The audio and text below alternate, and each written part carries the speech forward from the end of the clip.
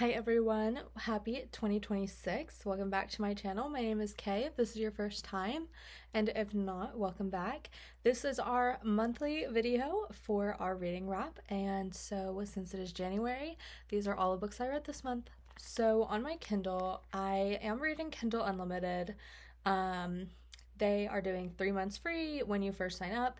And like, even if you are a returning customer, I've had Kindle Unlimited before, but they're still giving out 3 free months. So if that is interesting to you, you are welcome to use the link in the description. I will link it down there. But I have been reading Kindle Unlimited. This is where I read a lot of my fiction books because I will read them before bed, and reading on my Kindle is just so much easier. If you've been thinking about getting an e-reader, I definitely suggest. I love my Kindle. I take it everywhere with me. But this month I read Anna Hyung's Gods of the Game series. I read The Striker and the Defender, which are the 2 that she has out right now. I love how much she like connects all of the stories from like all of the books that she's written. So I've thought about reading rereading some of those books that it's been a year or 2 since I've read. But those are the 2 that I read this month. I loved them. I love a good sports book, and the soccer being like fit in to British culture in those books is really cool, and like seeing how all of her characters interact globally, I think that's really cool. But maybe that's just like a nerdy little thing. But if that's interesting to you, I definitely recommend those books. I love Anna's writing. I will say they are a little spicy, so if that is like a topic that you don't want to get into with your reading, I would stay away because she does get a little dark, a little spicy. But I really enjoyed those books, and I love her entire catalog of text.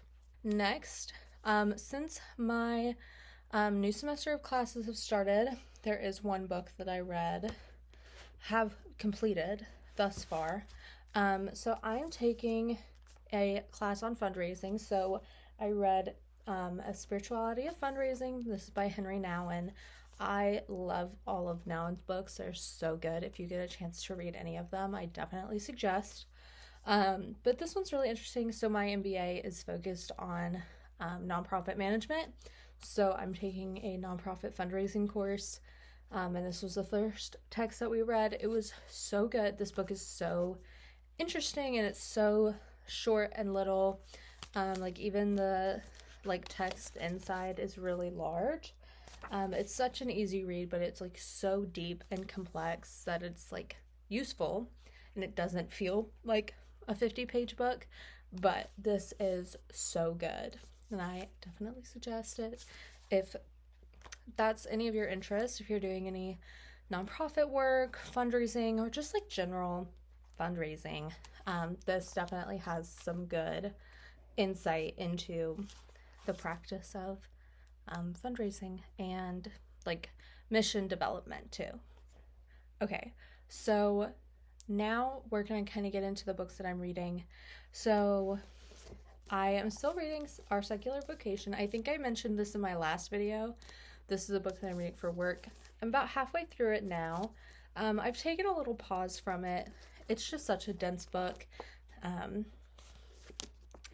It's just not tickling my fancy at the moment. But it is a good text. I've just been fascinated by other things at the moment.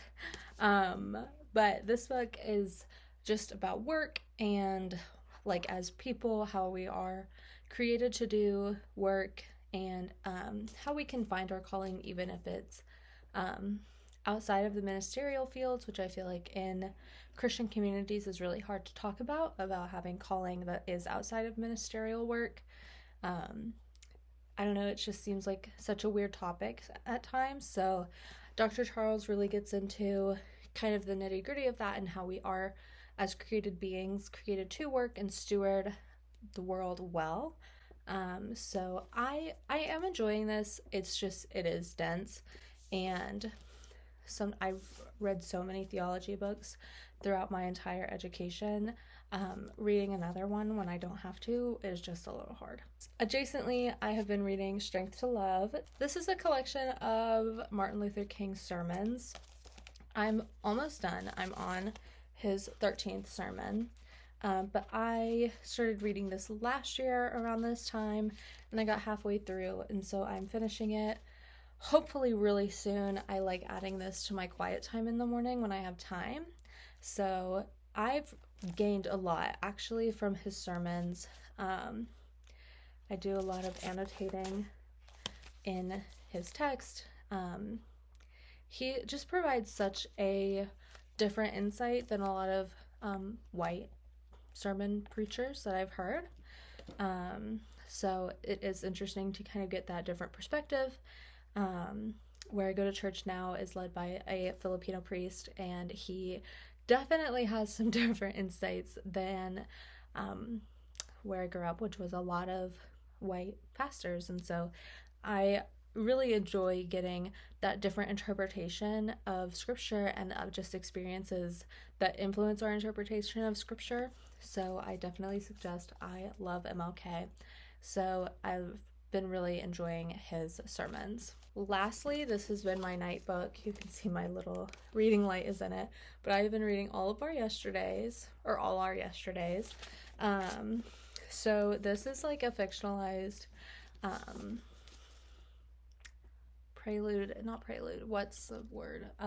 prologue, there we go, of Lady Macbeth from the Shakespeare Macbeth play by Joel Morris.